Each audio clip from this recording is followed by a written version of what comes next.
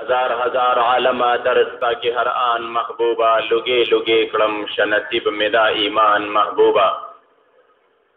द कायनात जुमला जर्रे कमी रूह नकड़ी रब हर नफस कसम पर अब तन कुर्बान महबूबा अजल नतर अबद हरदम दरब दलम पशमार विद तकरार पडेर ताजीम दा हक बयान महबूबा قال الله تبارك وتعالى في شان نبينا مخبرا وآمرا إن الله وملائكته يصلون على النبي يا أيها الذين آمنوا صلوا عليه وسلموا تسليما شوق محبت رسول دوستان درود شریف ولله اللهم صل على سيدنا ومولانا محمد عدد ما في علم الله صلاة دائمة بدوام ملك الله اللهم صل على سيدنا ومولانا محمد طب القلوب ودوائها وعافية الأبدان وشفائها ونور الأبصار وضيائها وقوت الأرواح وغذائها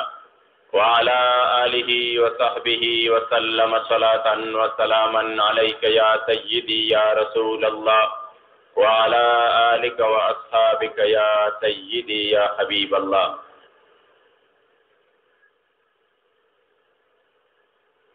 دیر معزز و محترم پیر طریقت رہبر شریعت دیر گران و قدردان جناب حضرت العلامہ مولانا محمد عبدالرزاق صاحب دامت برکاتہم و فیوضاتہم اور بابا جی صاحب دامان بابا جی صاحب نور اللہ مرقدہ رحمت اللہ تعالی علیہ خصوصی انوارات و تجلیات و فیوزات و منبع او مرکز کے راغنڈ شو ڈیرو بابا جی صاحب سر عقیدت لرن کو محبت لرن کو مریدانو سالکانو مشرانو کشرانو امزولو السلام علیکم ورحمت اللہ تعالی وبرکاتہ. ډیر مبارک بارونقه ډیر د خوند د سرور او د خوشحالی او د اجرونو ثوابونو والا محفل دی. الله جل جلاله دې زموږ استاد دا ناسته په خپل عظیم او لوی دربار کې قبول او منظوره کړي. ډیر مختصر وخت کې خپل خبرې کوم خو ستاسو ډېره زیاته توجه غواړم او ډیر د خوشحالی مقام دی چې ماشومان ګلونه د قرآن پاک د ختمونو یو طرف ته د والدینو د پاره د مور او پلار د پاره د رونو د پاره د خاندان د پاره د فخر او د خوشحالۍ خبره ده، بل طرف ته د دې خانقاه د دې خانوادې د همایون صاحب دی د پیر صاحب مبارک دی عبدالرزاق صاحب دی هغه محنت دی کوششونه دي تاسو د دغه ماشومانو بچو د روښانه مستقبل د خلارې او الحمدلله هغه رنگ راوړي ورځ په ورځ باندې الله دې نورم ترقي ورکړي. نو ډېر د خوشحالۍ او د خوند او د ډېر عزتونو او برکتونو والا محفل دی. نو ستاسو ټولو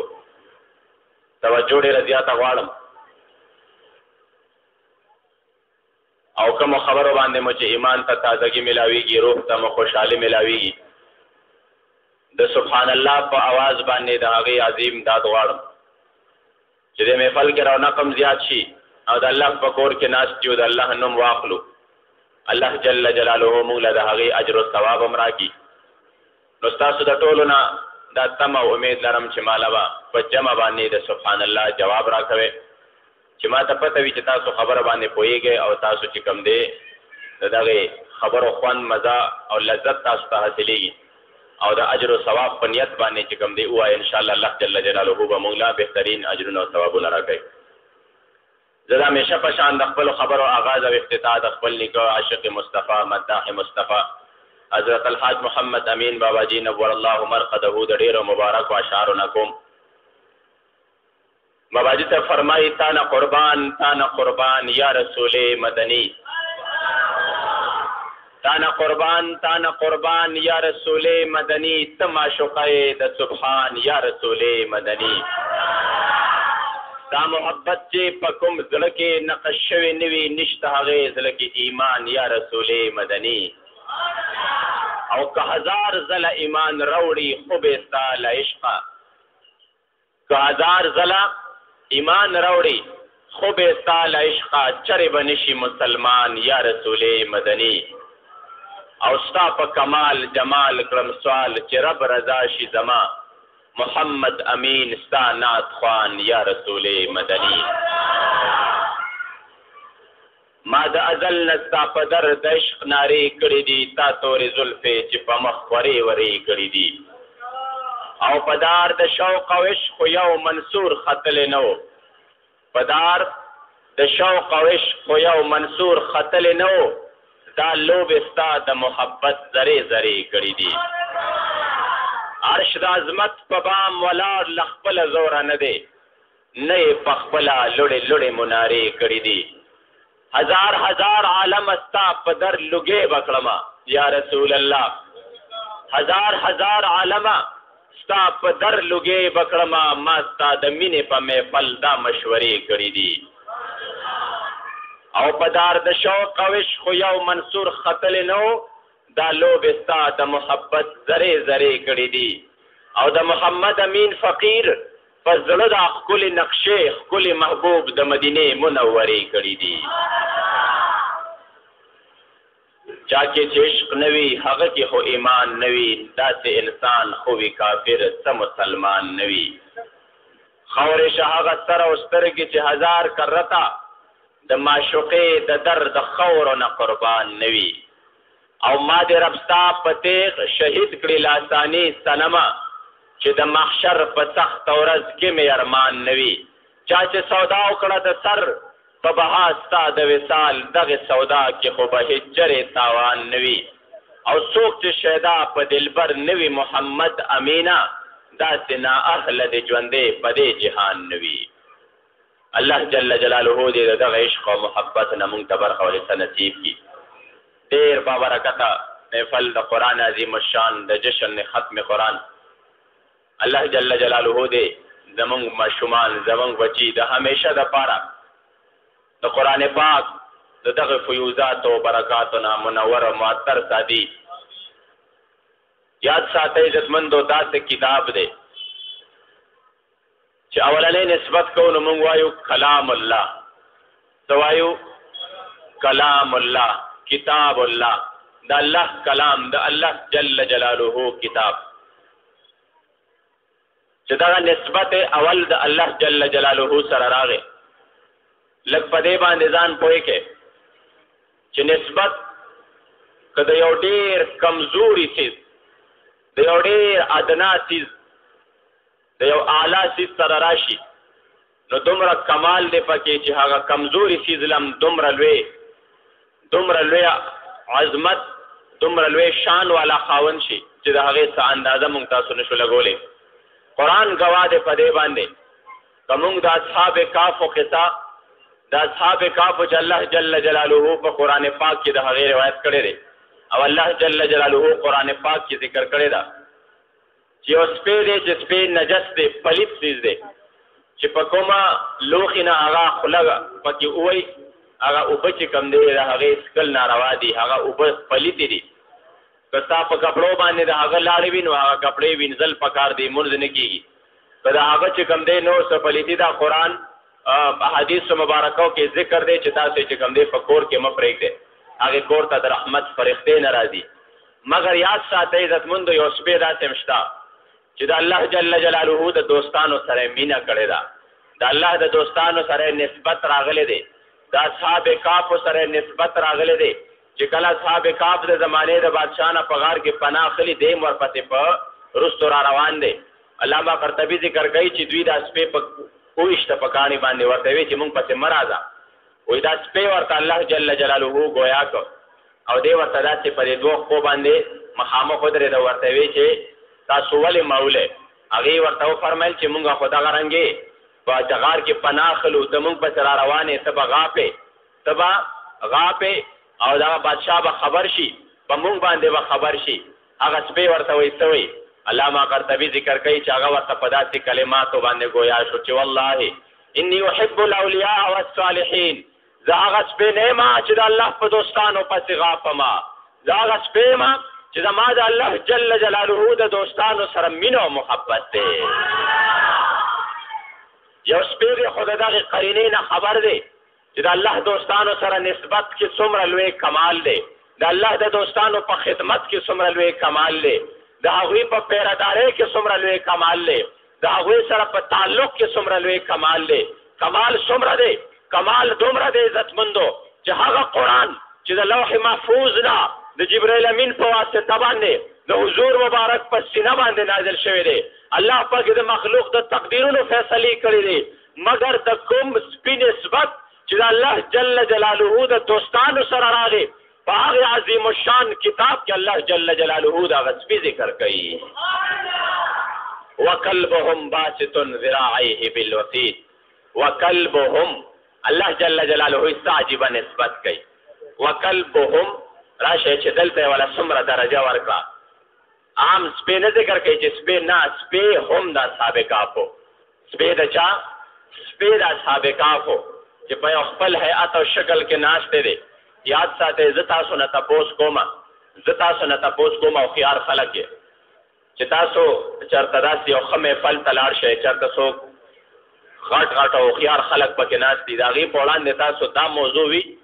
چې یو انسان د خپل سپي ذکر کوي چې یاره زما سپی داسې کیني، د سپي د ناستې هیئت او شکل بیانول دا د یو مجلس موضوع ده نه ده، دا سره د یو مجلس موضوع نه ده چې انسان هغې کې کیني او د خپل سپي د ناستې هیئت او شکل بیانوي. مګر راشه چې د کوم سپي نسبت د الله جل جلاله د دوستانو سره راغی، د الله جل جلاله د اولیاء سره راغی، د هغې سپي د ناستې موضوع، د هغه د ناستې هیئت او شکل الله جل جلاله په قرآن پاک کې بیانوي. او بیا د نه بل تپوس کومه چې بیا دا د چا موضوع ده دا چې هغه داسې وایي چې یاره یو ځای ته مېلمانه لاړه، یاره څو کسان راغلي، مونږ 3 کسه یو، مونږ 4 کسه یو، 5 را سره سپی دی، مونږ 6 کسه یو، 9 را سره سپی دی. داسې څوک وایي نه لکه څو کسه راغلی، یاره 4 کسان یو. مګر راشه چې د کوم سپي نسبت د الله د دوستانو سره راغی، د الله جل جلاله د اولیاء سره راغی، چې چرته قرآن پاک کې خدای پاک د خپلو دوستانو ذکر کوي، ور سره متصل د هغه سپي ذکر هم کوي. او بیا څه فرمایي؟ وکلبهم باسط ذراعیه بالوسید، جمله اسمیه ده، دلالت کوي په دوام او استمرار باندې. نو د د ناستې کوم هیئت چې دی خدای پاک په قرآن پاک کې په جمله اسمیه باندې بیان کړی دی. مطلب دا دی چې د ډېرو خلکو خدا عقیده وي د الله دوستان یادوي، د خاورو سره خاورې شو، څه طاقت نشته، څه تصرف نشته، دویم خاورو کې چېرته دومره طاقت چې د الله جل جلاله د دوستانو دغه پاک وجودونه وخوري، د الله جل جلاله د دوستانو دغه وجود ته څه وایي. راشه چې د کوم سپي نسبت د رب لا یزال د اولیاء سره راغلی دی، د خدای پاک د قرآن نه دا خبره ثابته ده چې هغه سپي م الله جل جلاله نه خورې کوي. او بیا عزتمندو د خدای پاک د نیکانو دوستانو بندگانو د نسبت دغه کمال دی چې یو سپي له خدای پاک دومره شان ورکړه چې مفسرین لیکي چې دغه سپی به الله جل جلاله د انسان په شکل کې جنت ته داخلوي، یا به دغه سپی الله په خپل شکل باندې بعضې څیزونه داسې دي په ځناورو کې لکه داود علیه السلام ناقه شوه چې دی به څه کېږي، دی به چې کوم دی جنت ته داخلیږي، الله جل جلاله به د دغې اولیاءو د نسبت په برکت باندې جنت ته داخلوي.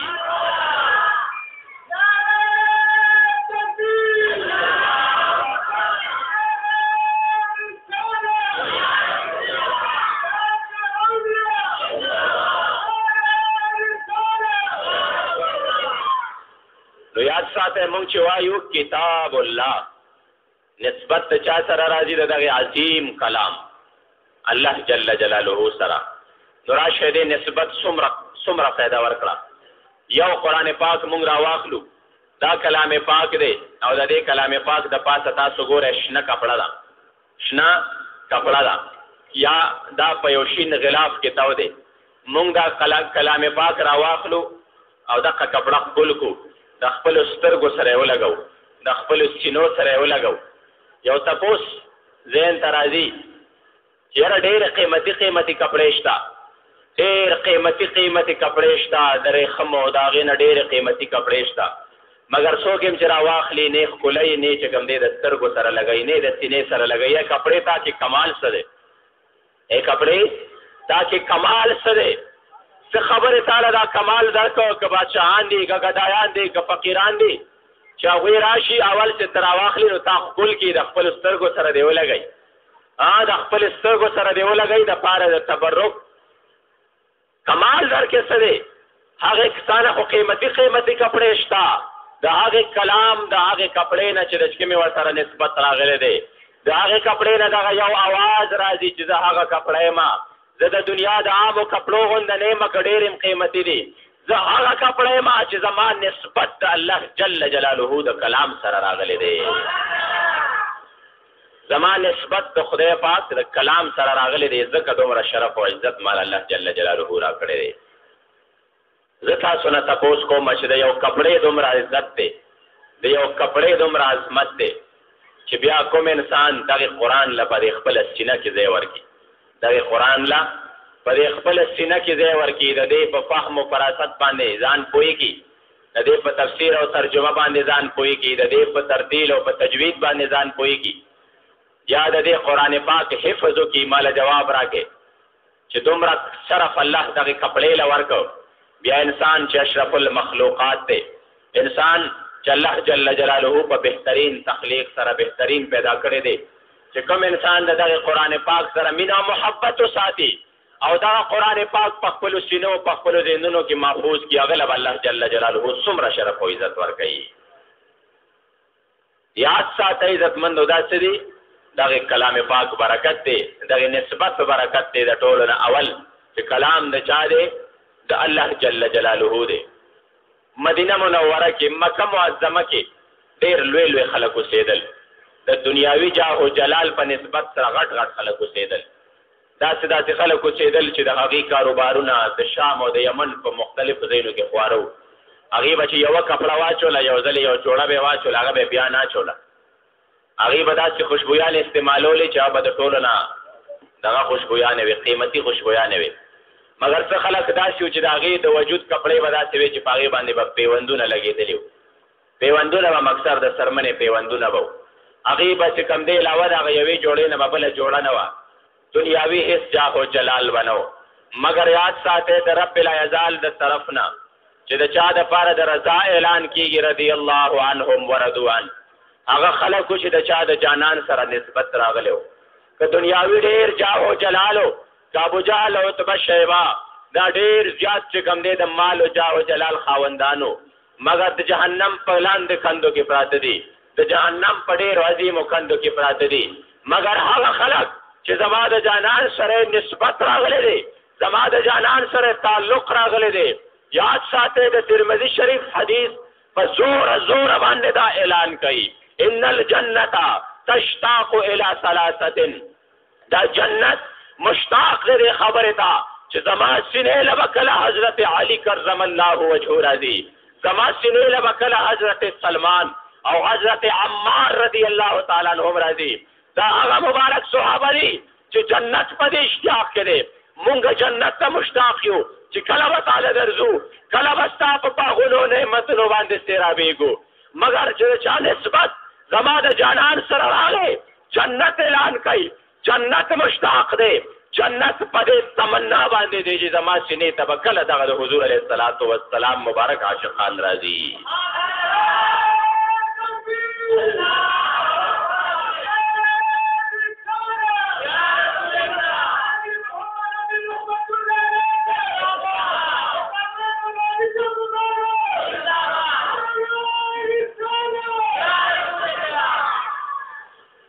جنت چې کوم دی څه دی؟ مشتاق دی.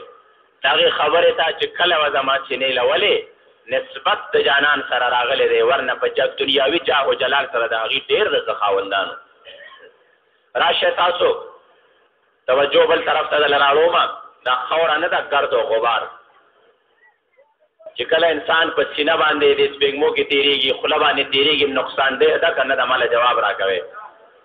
کله چې زخم باندې راځي نقصان ده ده که نه ده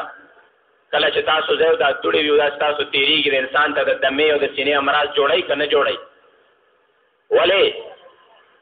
دا دنیاوي دا خلک لګیا دي د ساینسدانان او ډاکټران لګیا دي د دې پلوشن د دې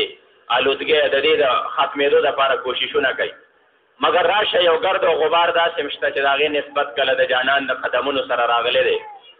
د هغې نسبت کله زما د محبوب د قدمونو مبارکو سره راغلی دی یو هغه ګرد او غبار دی چې هغه په وجود په زخم باندې راشي نو زخم سیوا کوي یو هغه ګرد او غبار دی چې د انسان تیر شي نو د هغه سینې لپاره تکلیف او مرض سیوا کوي مګر یو هغه ګرد او غبار دی د مدینې منورې ګرد او غبار چې د لاعلاج مرضونو دپاره الله جل جلاله شفا ګرځولې ده غبار المدینة شفاء من الجذام د مدینې منورې ګرد او غبار د جذام غوندې لاعلاج بیمارۍ دپاره الله جل جلاله شفا ګرځولې ده د مدینې منورې ګرد او غبار شیخ عبدالحق محدث دهلوي رحمت الله علیه فرمایي چې زما په خپو کې ورم او پړسوب وي اطبا وایي چې دا ډېر خطرناک دی وایي زه لاړم او په مدینې منورې کې د مدینې منورې خاوره مې راواغسته او په هغه خپلو خپو مبارکو باندې مې ولګول الله جل جلاله به زما د خپو هغه پړسوب چې کوم دی صحیح کړ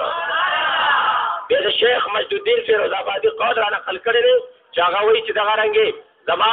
یو مریدو او هغه ته داسې تکلیف و چې هغه ډېر سخت تکلیف و هغه لاعلاج مرض کې مبتلا و وایي مونږ ورته وایي چې کله لاړ شي د مدینې منورې خاوره هغه په اوبو کې واچوه او هغه اوبه وڅښه کله چې هغه د مدینې منورې هغه ګرد غبار څنګه چې مونږ دوایي په اوبو کې دغه کو او هغه چې کوم دی د مدینې منورې خاورې هغه ګرد غبار یې وڅښل الله جل جلاله الله هغه بیمارۍ نه شفا نصیب کړه ولې هغه ګرد غبار دنیا کې خو ډېر قسمه ګرد غبارونه دي چې هغه نقصان جوړوي بلکې عمومي ټول ګرد غبار نقصان جوړوي هغې وجه دا ده چې دا هغه خاوره ده چې د دې خاورې سره زما د جانان د قدمونو مبارکو نسبت راغلی دی ځکه باباجي صاحب فرمایي زړګیه سترګې لګوه د قدم لاره نه ده حضرت پې ایښي قدمونه دومره خواره نه ده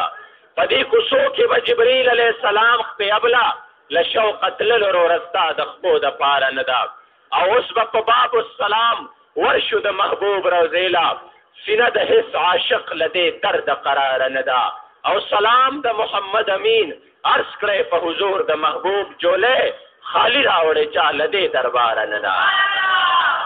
هغه خوره ده چې باباجي صاحب فرمایي تا ته چې خاورې د فردوس تر ګلو ښکلې ښکاري د فردوس ګلونه ګوره یاد ساتئ دنیاوي ګلونه دي چې نن تازه دی ګنټه پس مړاوي شو یاد ساتئ د جنت باغونه او د جنت نعمتونه د جنت چې کوم دی حورې د جنت هغه قصور هغه داسې دي چې د جنت یوې خښتې ته د دنیا دا ټول ناز و نعم نه رسېږي د دنیا دا ټول تاجونه او تختونه نه رسېږي د جنت د حورې د یو نوک حسن ته چې یو نوک یې د دنیا ته راښکاره کړ دومره جلال او دومره حسن خدای پاک ورکړی دی چې دا دنیا به لیونی کي ټوله یاد ساتئ عزتمندو هغه ګلونه ته باباجي فرمایي تا ته چې خاورې د فردوس تر ګلو ښکلې ښکاري په اوسېدو د مدینې منورې زړګیا ډېر ملامت شو چې ژوندې ګرځې نمرې زړګیا او تا ته چې خاورې د فردوس تر ګلو ښکلې ښکاري نن په هغو لارو کوڅو کې تلل کوې زړګیا ته چې ترې 100,000 فردوسه به کړې زار په قسم 100,000 فردوسه 100,000 جنتونه به د دې مبارک ګرد و غبار نظاره او قربان کړې ته چې ترې 100,000 فردوسه به کړې زار په قسم هغه باغچه کې د زیبا محبوب نن یې زړګیا او عرش نه چې پورته تا منله د محبوب درشلا نن د هغې درشل په خوا کې جړېدې زړګیا او ستا ډېر زیبا محبوب چې ډېر منځونه کړي پکې نن خو هغې محراب کې سر په سجده وې زړګیا دا د کوم کتاب اشعار دي دا د روضة الحبیب اشعار دي هغه روضة الحبیب چې باباجي صاحب په حضور مبارک په خپل خصوصي ارشاد باندې 15 میاشتې او 14 ورځې خپل مزار مبارک ته مخامخ ځان ته کېنولی دی 15 میاشتې د خپل جانان په خصوصي ارشاد باندې مخامخ تیرې کړي دي او هغه اشعار دي چې حضور مبارک په ارشاد باندې لیکلي دي. فرمای مدینه منورې نه قربان ربا د محبوب پاک روضې نه قربان ربا جنتونو نه مې خوښه مدینه ده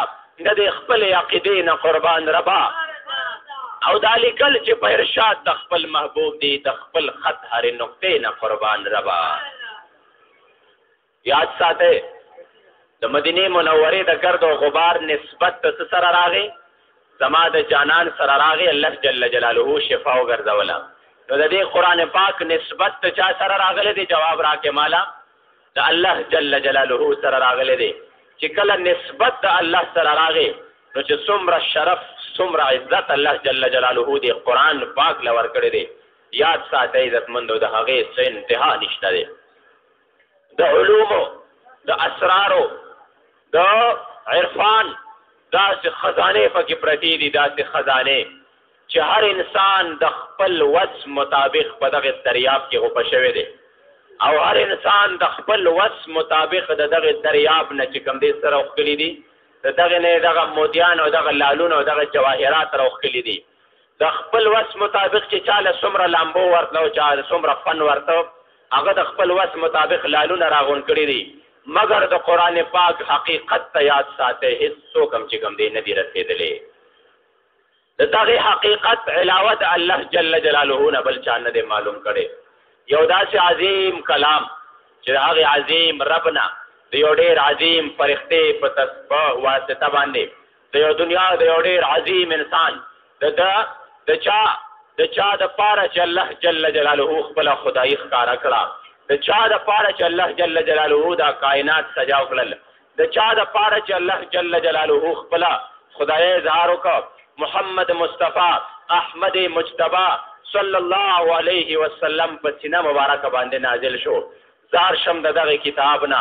زار شم د دغه نصاب نه چې راغلی د خدای پاک طرف نه دی راوړی جبرائیل امین غوندې فرښتې دی او په سینه د حضور علیه السلام مبارک باندې عظمت به څومره ډېر وي د دغه کلام شرافت به څومره ډېر وي. هغه انسان چې دغه قرآن باندې عمل وکړي هغه انسان چې منګولې ولګوي په دغه قرآن باندې هغه انسان چې هغه خپل شپه ورځ د دې د خدمت لپاره وقف کړي الله جل جلاله به هغه له څومره شرف او عزت په دې باندې ورکوي. نو یاد ساتئ نن د خوشحالۍ موقع ده چې الحمدلله نن سبا دور داسې راغی چې زمونږ او ستاسو اولنی مقصد څه ګرځېدلی دی الله دې عفو وکړي الله دې خپل رحم و کرم وکړي. اولنی مقصد د قرآن تعلیم نه دی ګرځېدلی اولنی مقصد دینی تعلیم نه دی ګرځېدلی. زه د افسوس سره وایم چې هغه بچی چې هغه اکثر داسې وي چې د نورو ځایونو نه پاتې شي هغه مونږ جومات ته راولېږو چې د نورو تعلیمونو نه پاتې شي کوم ذهنه وي نو هغه مونږ چې کوم دی جومات ته راولېږو. مونږ ته خو ضرورت دی او داسې انسان دی چې هغه هوښیار وي هغه له خدای عقل پویه ورکړې وي.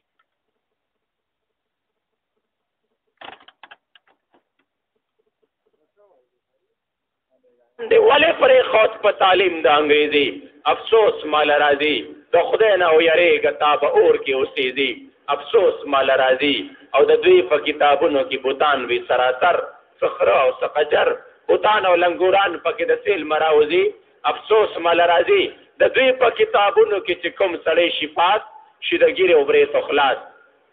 شي د ګیرې او برې تخلاص د دوی په کتابونو کې چې کوم سړی شفاعت شي د ګیرې او برې تخلاص.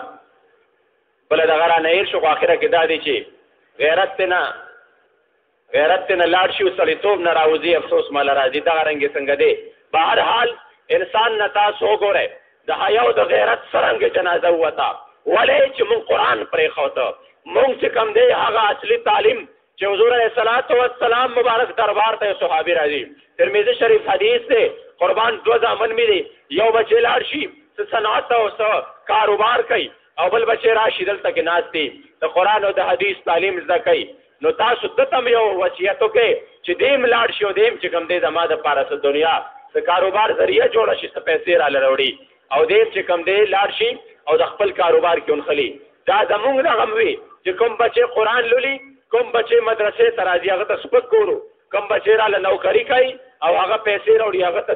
په درنه سترګه باندې ګورو د هغه قدر عزت کوو مونږ وایو دا بچی راله پیسې راوړي او دی رانه پیسې خوري دا چې ذهن دی که نه دی حضور مبارک څه ښایسته جواب ورکوي لعلک ترزق به ای زما صحابي دا ته څه پته ده که دا ته نن په فراخۍ سره کور کې رزق خورې دا تعالی الله جل جلاله د هغه بچي په ذریعه باندې م رزق درکوي او دی په فراخۍ باندې خورې تا ته څه پته ده چې دا رزق الله جل جلاله تعالی د دغه بچي په برکت باندې درکوي چې کوم بچی یې دلته کې د قرآن او د حدیث تعلیم زده کوي الله جل جلاله دی زمونږ او ستاسو ذهنونه دغې طرف ته بوځي ډېر عجیبه زمانه راغله قرآن پاک ته شا شوه او یو عجیبه د بېحیایۍ د فحاشۍ د عریانۍ یو سیلاب راغی نوجوانان په مغربي ثقافت کې داسې ورډوب شو چې هغه باباجي صاحب فرمایي نه د خیال شته دی په ننګ او په ناموس نارینه ځان جوړوي لکه عروس او د سړي سره لباس د تقوا خوند کا نه دا ستا غوندې رذیل لباس منحوس چې د ځان نه فاسق جوړ کړي نو خوشحال شي څوک به وایي جوړ بادشاه شولې د روس او د فاسق سړي د تورې امید نشته داسې تختی لکه مخکې د باد بوس او د شهباز غوندې د ښکار چرې ونه که تل مردارې تختوي لکه ټپوس او فاسقان محمد امین ته داسې ښکاري لکه سپک بې قدره وي خوشې پړپوس بیا چې دا زمانه باباجي صاحب کتل وي هغه خو په هغه وخت کې ډېرې سوې نارې والې دي هغه وخت کې چې د مسلمانانو د اجتماعي حالت ته کتلې دي د محمد رسول الله په دین جړا کومه د محمد رسول الله په دین جړا کومه زړه مې زخمي دی په دې غم چرته دوا کومه او خدای خوشحال کړی د اسلام په تازګۍ پاک نبی رب العالمین ستا حضور کې دا دعا کومه مونږه که نن وګورو خدایا چې په پاک الله او په پاک نبی ډېر ګران و نن هغه اسلام غریب شو ځکه مې زړه وران دی خدای چاله ورشم چاته وجاړم په غم د دین چاته ګریوان سیرې کړم په غم د دین هر سړی په خپل غم او مقصود کې سرګردان دی او نن هغه اسلام غریب شو ځکه مې زړه وران دی او زه د فریاد نشته بې له خدایه د محمد امین چاته فریاد وکړي چاته سیرې کړي ګریوان په غم د دین ډېرو نن ګڼلې دین په ځان باندې تاوان دی او خدایا چې په پاک الله او په پاک رسول ډېر ګران دی نن هغه اسلام غریب شو ځکه مې زړه وران دی تاسو د مدرسو حالت ته وکتل څومره په لږ تعداد کې طلبا راځي سره د دې چې هره مدرسه لګیا ده ستاسو بچو له تعلیم مفت ورکوي ستاسو بچو ته چې کوم دی مفت رهایش ورکوي تاسو نه که په کالجونو کې د یو سمستر 50,000 روپۍ فیس اخلي هغې ته خوشحالي په خوشحالۍ باندې ورکوي مګر که مونږ درته وایو چې دا بچې راوله چې مفت او د الله د رضا دپاره هغه له قرآن زده کړو هغه له د حدیثو مبارکو تعلیم ورکړو د هغه سینه د تصوف د سلوک د علم او عرفان منبع او مرکز وګرځي نو هغې دپاره چې کوم دی بیا بهانې لټو الله جل جلاله دې زمونږ زړونه او زمونږ سینې د علم دین د وصول لپاره کولو کړي یاد ساتئ زمونږ مینه د خدای پاک د دغه اسلام او د دغه قرآن سره نصیب کړي نو چې دغه قرآن پاک په دې باندې مونږ منګولې ولګولې مونږ د دې باندې چې کوم دی د عمل کولو کوشش وکړو هغه ورځ لرې نه ده چې الله جل جلاله به مونږ له بیا سرفرازي راکړي مونږ له به بیا بادشاهي راکړي خدای پاک دې زمونږ د دغه قرآن پاک سره مینه او محبت پیدا کړي کوم دوستان او کومو ماشومان او بچو چې د قرآن پاک دغه د ناظره باندې کوم د قرآن پاک ختم وکړو الله جل جلاله دې د دې ټولو په علمونو په امرونو کې برکتونه واچوي عبدالرزاق صاحب لا دی الله جل جلاله نورم د دې مبارکو په علم او عمر کې برکت واچوي او د دې مبارکو سایه دی الله جل جلاله تعابت تا قیامت په موږ باندې قائم او دائم ولري د باباجي صاحب د خدای پاک فیضات برکات تجلیات انوارات موږ ټول مؤثر او د دې درنه د خدای پاک مونږ ټکی منګولې او ټکی جوړې ولېږي تاسو ټول ډېره شکریا ادا کوو دومره شوق او محبت سره تاسو رالی دلته مناسبه وکړه زه به د خپلو خبرو اختتام د خپل باباجي صاحب په څو اشعارو باندې کومه او ستاسو د ټولو به ډېره زیاته توجه غواړم باباجي صاحب د محبوب علیه السلام د شونډو مبارکو تعریف کړی دی د شونډو مبارکو تعریف یې کړی دی چېرته د سترګو مبارکو چېرته د والضحا رخسار چېرته د واللیل زلفو یو شعر کې فرمایي که خوږې شونډې دې ډوبې په یو ځل کړې ما ته توجه کوئ که خوږې شونډې دې ډوبې په یو ځل کړې تر ګبینه به خوږې کړې آب شور د سمندرونو ترخې اوبه کمې اوبه چې ترخې وي سمندرونو تاسو به کتلي که چېرته څوک ساحل سمندر ته ورغلي د سمندر د اوبه د څښلو نه دي دا ترخې وي ډېرې زیاتې باباجي صاحب فرمایي زما محبوبه که ستا دغه ستاسو شونډو مبارکو سره د سمندرونو دا ترخې اوبه ولګېدې نو دغه ترخې اوبه به د شاتو د شکرو نه هم ډېرې زیاتې خوږې کړي که خوږې شونډې د ډوبې په یو ځل کړې تر ګبینه به خوږې کړې آبشور او زه په تا شیدا یم غم او خادي څه کړم ستا په لورې مې دوه سترګې دي څلور او ستا په در کې مې د مینې په اور سوځه د زړه سره د لیچنو سترګو تور او ستا د زلفو په یو تار چې جهان واخلم خدای مې مه کړه دومره شوخ او دومره سپور او چې د عشق په کټارو تیرو غوس نه وي د فلک په تخت وران شه د زړه کور او په محمد امین که غم وي غم دی اوسي خو ستا د حسن ګلستان دی وي سمسور ستا د زلفو په یو تار چې جهان واخلم خدای مې مه کړه دومره شوخ او دومره سپور چې کله د جانان دغه واللیل زلفې باباجي سره ته میلاو شوې دغه موی مبارک نو رضوان د جنتونو سردار ته یو ندا کړې ده ورته څه فرمایي تماشې ته که رضوانه راښکاره شوې د جنت نعمتونه به درنه هیر شي د جنت باغونه به درنه هیر شي تماشې ته که رضوانه راښکاره شوې یو دیدن به د محبوب د زلفو درکړم او چې د یار د زلفو تار زما په لاس شو صد افسوس چې خیال په تخت د سکندر کړم او د جهان شاهان زما د کوڅې خاورې د جهان شاهان زما د کوڅې خاورې چې د یار د زلفو تار درون په در کړم او پرنا باندې مې آب حیات بیا مون په ژوندون به د عقبا په لور سفر کړم او تماشې ته که رضوانه راښکاره شي یو دیدن به د محبوب د زلفو در کړم چې 1000 کاله منزل ورته کوتاه دی زه هغه زیارت خپل کور شام و سهار کړم او که علوي سفلي راځي مبارکیله د اسمانونو د ځمکو دا ټول مخلوقات مال مبارکیله راځي که علوي سفلي راځي مبارکیله ورله ښایي چې رب دومره بختور کړم او زه محمد امین په مخ د محمد پاک رب په لوی فضل احسان خپل بهرور کړم الله دې دا مونږ دغه مینه او محبت نصیب کړي دغه نسبت مو د الله جل جلاله نصیب کړي چې کله عزتمند عشق او محبت راشي که انسان قرآن لولي که انسان احادیث مبارکه والله د یو آیت نه د حضور مبارک د عشق او د محبت جلک راوچتېږي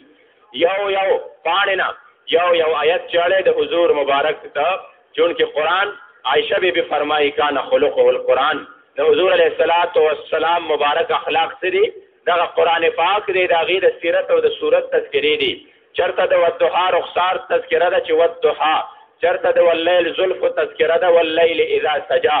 ما ودعک ربک وما قلا باباجي صاحب دغه ترجمې ته اشاره کړې ده او فرمایي دا چې کله په عالم ورځ کله شپه شي ستا د مخ او زلفو دا عمل اظهار شو او زهر اخره که دارو د رغېدو خوري ستا له شوقه چې محمد امین بیمار شو دا چې کله په عالم ورځ کله شپه شي ستا د مخ او زلفو دا عمل اظهار شو او بیا فرمایي چې ای جانانا که دا شپه ده او که دا ورځ ده هر سبا ستا له رخساره نور بیا مومي هر سبا ستا له رخساره نور بیا مومي هر شپې سره کړي شغل تور زلفان ستا او که مې دواړه کونه زر وارې دفتر شي خو یو ذره به رانه کم نه کړي ارمان ستا او خوار محمد امین له دې شکر عاجز دی چې الله کړلو مداح شیرین زبان ستا کله چې دغه نسبت راشي یاد ساتئ عزتمندو باس بیا نورې خبرې ختمې شي د جانان د درد سپو سره مینه پیدا شي د جانان د درد سپو سره مینه پیدا شي هغه سپی یو ځلې د باباجي یو شعر دی که د در سپي په ماشي مېلمانه حبیبه نو د زړه په غوښو به یې وپالم درانه حبیبه یو صاحب فرمایي ورسره د حج په موقع باندې ووایي باباجي صاحب به داسې روټۍ نیمه کړه موږ به وله راوړه نو باباجي صاحب به پاڅېدو داسې به چېرته روان شو موږ ورپسې یو ځلې زه ور روان شوم چې دوی کم خوا ځي وایي لارو کوڅو کې ځو داسې یو کندر غونده کې راغی داسې یو خالي غونده کې ځای دی هلته کې یو سپی ناستې دی چې هغه معذور و پاڅېدی نه شو وی باباجي صاحب د خپو په سر باندې ناست دی او یو هندواڼی راکوي او هغه سپي له چې کوم دی په خوله کې ورکوي ولې د مدینې منورې د هغې لارو د کوڅو سپی دی که د در سپي په ماشې مېلمانه حبیبه د زړه په غوښو به یې وپالم درانه حبیبه. چېرته د مدینې منورې یو صاحب ورله راغلی دی دې مبارک د تکلیف په حالت کې دی او پروت دی د تکلیف په حالت کې دی. په هغه ټیم کې چې کوم دی او ډاکټرانو منع کړی ده چې قربان تاسو به نه پاسې اپریشن شوی دی مونځ هم په اشاره باندې کوئ. چې واچولی شو چې کله واپس هغه صاحب د چینک په ځمکه باندې خوده باباجي صاحب پې لکه داسې ټې ځای کې راپاتې ده چې مه کوه وکړه چینک لاندې کښېنه دی. هغه ورته دی قربان دا څه کوئ تاسو خو دومره لوی تکلیف دی درته ډاکټرانو منع کړی چې مونځ هم په اشاره باندې کوئ. ورته وایي کوکې تا ته څه پته ده چې دا چینک ما د مدینې منورې نه راوړی دی. الله جل جلاله دې زمونږ مینه او محبت د حضور مبارک سره پیدا کړي. رب لا یزال دې زمونږ د قرآن پاک سره مینه او محبت پیدا کړي. هغه مور او پلار ته هغه والدینو ته هغه رشته دارانو ته ډېره مبارکي وایم چې چا بچو چې کوم نه نن د ختم قرآن دغه خوشحالي پرې راغلې ده او دې بچو له د زړه د کومې نه مبارکي وایم ورکوم بیا مو مبارک شه هزار وارې مو مبارک شه. الله جل جلاله دې ستاسو دغه عظیم چې کوم سعادت دی خدای خپل دربار کې قبول او منظور کړي او الله جل جلاله دې داسې موقع په تاسو ټولو باندې راولي چې تاسو بچي عالمان شي. امین صاحب وایي چې د مې مبارک یو تاریخ لګ دا کا یاد ساته عزتمندو مې مبارک د حضور علیه الصلاۃ والسلام د سر مبارک 2 عدد وخت مبارک الحمدلله دا شرف او عزت الله جل جلاله د عاشق رسول لور کړی دی چې دا کومګه څومره شکریا ادا کو شکریا د خپل خاوند رب العزت به ادا نکړم که سجدان تر محشر کړم هغه کم دی. باباجي صاحب چې کله جلاوطني راغله 9 کاله جلاوطن شو نو باباجي صاحب افغانستان ته لاړ. افغانستان کې یو امیر تیر شوی دی د افغانستان بادشاه امیر عبدالرحمن چې و امیر حبیب الله خان امیر عبدالرحمن امیر دوست محمد خان دا د افغانستان بادشاهان تیر شوي دي. شاهي کورنۍ ده د شاهي کورنۍ سره د حضور علیه الصلاۃ والسلام مبارک مې مبارک 9 عدد مې مبارک 9 عدد وخته مبارک د سر مبارک او دا خو به تاسو علماء ویلي دي چې حضور مبارک کله خپل وخته مبارک تقسیم کړل په ټولو صحابو کې نو دغه تبرکات بیا په ټولې دنیا کې تقسیم شوي دي او عاشقانو د ځان سره ساتلي دي. چا چې کم دی په خپل ټوپو کې د دپاره د تبرک او دپاره د دشمن دغه دپاره بند کړي دي چې موږ له په خدای پاک فتح راکوي. لکه خالد ابن ولید رضی الله تعالی عنہ نه د جنگ په دوران کې ټوپه مبارک غورځيږي چغې وي خلن سودي صحابه ورته فرمای قربان ظالم دې د سر د پاسه ولاړو قریبا چې سره دا نه قلم کړی و تاسو لګیاوي د ټوپه غو در سره ورته وي تاسو ته پته ده چې دا هغه ټوپه ده چې په دې ټوپه کې ما د حضور علیه الصلاۃ والسلام مې مبارک پن کړی دي او دا غي په برکت باندې الله جل جلاله ما ته په هر جنگ کې کامیابی نصیب کړي. یاد ساته عزتمندو هغه مې مبارک عاشقانو د حضور علیه الصلاۃ والسلام تبرکات د ځان سره ساتلیو. چرته امیر معاویه رضی الله تعالی عنہ وصیت څه کوي وای د حضور علیه الصلاۃ والسلام نوکان مبارک ور سره د حضور علیه الصلاۃ والسلام وخت مبارک ور سره فرمایي چې ځکه کله وفات شمه نو زما په شونډو زما په خلاو زما په سترګو باندې با د حضور مبارک دغه نوکان مبارک کېده او چې کله مې دفن کوي او ما په قبر کې کېده نو زما سره به د حضور علیه السلام زما په سترګو باندې به دغه نوکان کېده او بیا تاسو ما پرېږدئ زما د الله جل جلاله په منځ کې وخلوا بیني و بین ارحم الراحمین بس بیا معامله زما د الله جل جلاله په منځ کې ده چې د حضور دغه نوکان مبارکو دغه وختان مبارکو په برکت به الله جل جلاله زما دغه سفر اسانوي. نو دغه 9 عدد مو مبارک دغه نه یو وزیرو افغانستان یو علاقه ده زربچه ته وایي د زربچه سادات مشهور سید کورنۍ ده د هغې یو وزیرو د هغه نوم سید ګل بادشاه. دغه سید ګل بادشاه صاحب دا او هغه یو نراله اندازو ډېر ښایسته د وزارت دغه ډېره ښکلې چلولې وه. نو دا بادشاه ته ډېر زیات خوشحاله ورته وی چې یاره ته څه داسې غواړې چې زه تاله په انعام کې درکړمه.